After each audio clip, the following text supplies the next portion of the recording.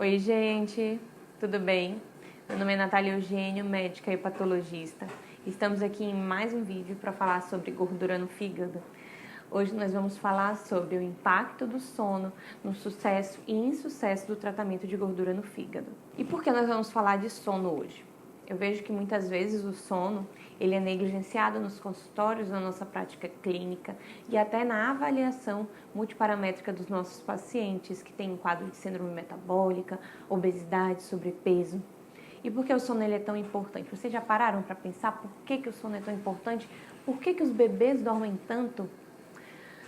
No sono é muitas vezes quando o nosso cérebro ele continua trabalhando de forma mais eficaz e mais efetiva. O bebê muitas vezes precisa de várias horas de sono para poder se reestabelecer, para poder fazer o organismo dele funcionar de forma plena. E porque durante a vida adulta muitas vezes a gente começa a negligenciar o sono? Muitas vezes pela falta de tempo, pela falta de organização, pela falta de entendimento da necessidade e pela falta de propósito na manutenção de um hábito tão importante. O sono muitas vezes é o momento onde o nosso corpo vai se recuperar e se preparar para o dia seguinte e se preparar para as atividades a que ele vai ser sujeito no dia seguinte. Imaginem só comigo uma máquina que funciona 24 horas por dia sem manutenção. A chance de defeito, a chance de falha, a chance de dar algo errado é muito maior do que uma máquina que tem uma manutenção adequada, que tem uma revisão ali de períodos em períodos. É igual o carro quando a gente compra.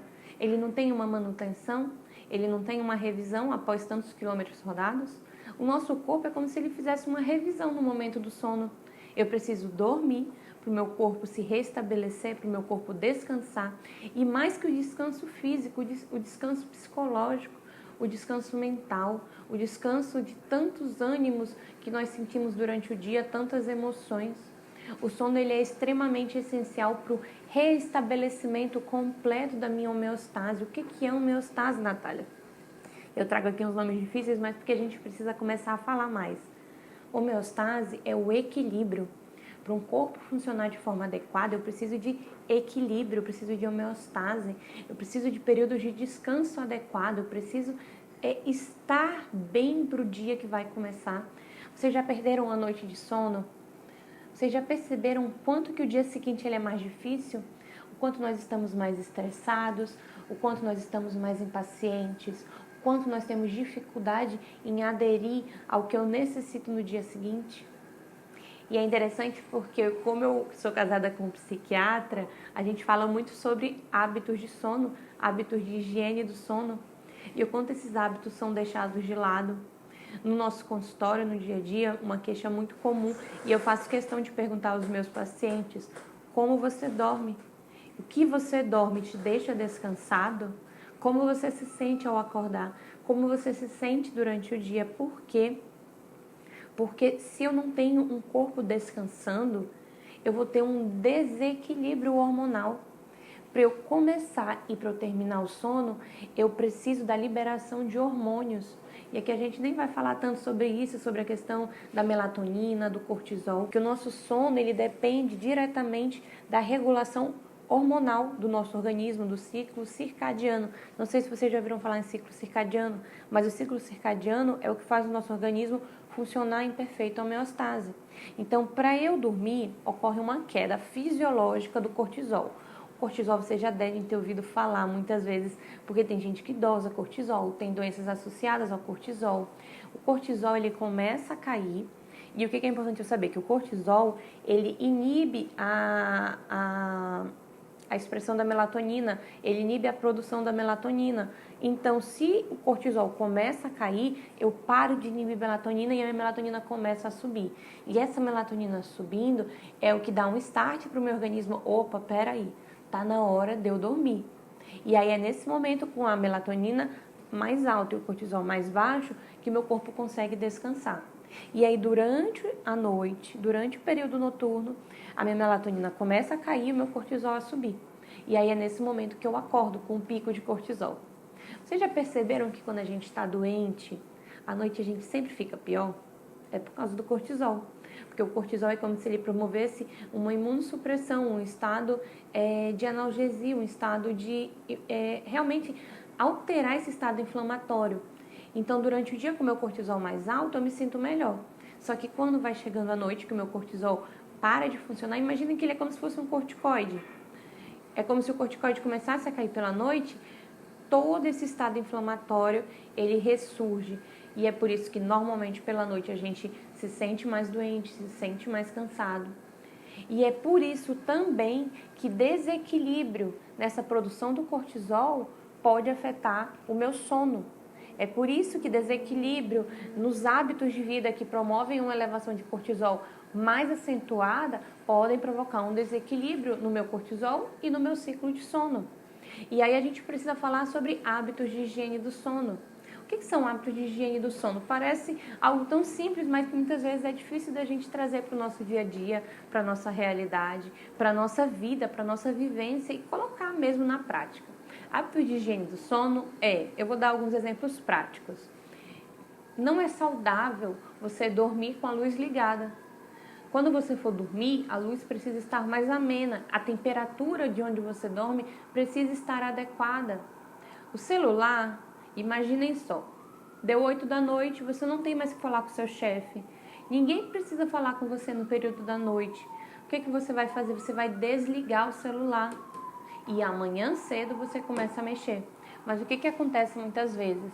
A gente trabalha tanto durante o dia que não tem tempo de mexer no celular. E aí chega à noite, toma um banho, janta, o que faz? Vai pegar o celular e vai começar a mexer. É o tempo que muita gente tira para ficar em rede social, é o tempo que muita gente tira para assistir um filme, é o tempo que muita gente tira para ficar na frente de telas. E isso traz um prejuízo imenso ao nosso organismo, principalmente a longo prazo. A curto prazo existe? Existe, mas a longo prazo existe muito. Então as telas precisam ser evitadas pela noite.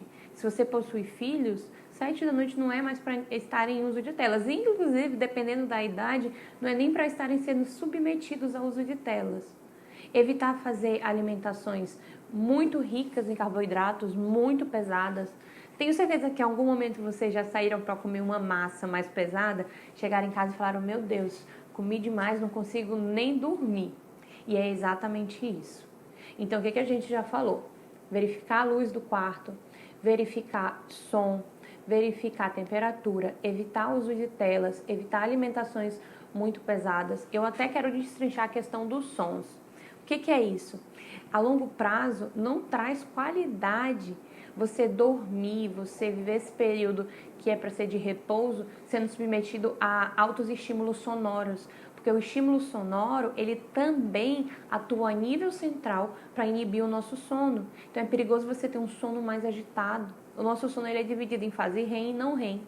E muitas vezes a gente não consegue aprofundar o sono. E tem muita relação com os fatores ambientais. Uma coisa que eu aprendi com o Henrique é que insônia, dificuldade de sono, a grande maioria dos casos é falta de hábitos de higiene do sono. E a grande maioria dos casos não precisa de remédio. A grande maioria dos casos precisa de uma reeducação, precisa de uma reestruturação dos modelos, precisa de uma reavaliação do ambiente em que a pessoa vive. E agora, qual a relação também com os pacientes que têm gordura no fígado? O meu paciente que tem gordura no fígado, o que ele precisa? E vocês já estão ficando craques nisso. Dieta, exercício físico e um sono adequado. Por quê? Porque se a pessoa dorme bem, a chance dela praticar o exercício físico de forma efetiva, de forma com qualidade, de forma que vai trazer benefícios é muito maior. O paciente que não dorme bem, ele fica mais ansioso. Se ele fica mais ansioso, ele fica mais estressado. Se ele fica mais estressado, aqui eu tenho 2 pilares. O que acontece? Ou eu posso querer descontar mais em comida, ou eu posso me sentir desmotivado, frustrado e com dificuldade de manter aquele hábito que eu estou iniciando. Então, hábito de higiene do sono tem total impacto na minha prática clínica e no tratamento dos pacientes com gordura no fígado. E eu preciso que a gente comece a ficar mais atento quanto a isso. Não só isso, tem mais uma questão. O sono é um período de relaxamento, como a gente já vem falando. Então, é um período onde eu descanso, onde é como se eu desse um reset de eu vou começar amanhã tudo de novo e vai dar tudo certo. Se eu não durmo bem, o que acontece? Eu não consigo resetar, eu não consigo começar do zero. Eu sempre já começo o dia com uma carga, tanto emocional quanto física, importantíssima. E é interessante ainda a gente falar sobre o quanto que os nossos pacientes que têm gordura no fígado e também comorbidades associadas, obesidade, podem ainda ter alterações importantes no sono. Não sei se vocês sabem, mas a obesidade, ela tem direta associação com o quadro de apneia obstrutiva do sono. Então, muitas vezes os meus pacientes obesos, eles acordam cansados, eles passam o dia cansados. Não sei se vocês já ouviram falar, inclusive, de pacientes que dormiram ao volante. Esses pacientes, inclusive por isso, têm muito mais risco de infartar, de ter doenças cardiovasculares, que inclusive é a primeira causa de maior mortalidade nos pacientes com gordura no fígado. E a gente vai falar sobre isso em outro vídeo. Então, por que o sono ele é tão importante? Porque muitas vezes o paciente obeso, não só ele tem alterações que eu já destrinchei bem durante o vídeo, mas ele também tem alterações importantes que precisam de tratamento, que não é remédio. Então, muitas vezes esse paciente ele tem apneia obstrutiva do sono, eu preciso que ele passe com um otorrino, com um médico do sono, que faça uma polissonografia, para avaliar o impacto real disso. E muitas vezes ele precisa, inclusive, fazer utilização de alguns dispositivos. Não sei se vocês já ouviram falar no CPAP. Então, é aí que entra o CPAP muitas vezes. Bom, gente, espero que vocês tenham gostado da aula. Eu vou trazer depois o Henrique para falar ainda mais sobre hábitos de higiene do sono, porque o cara, ele é fera. E eu adoro dividir esse espaço aqui com ele também. Grande beijo. Me sigam nas redes sociais, Instagram e YouTube, @NataliaPato. Até mais.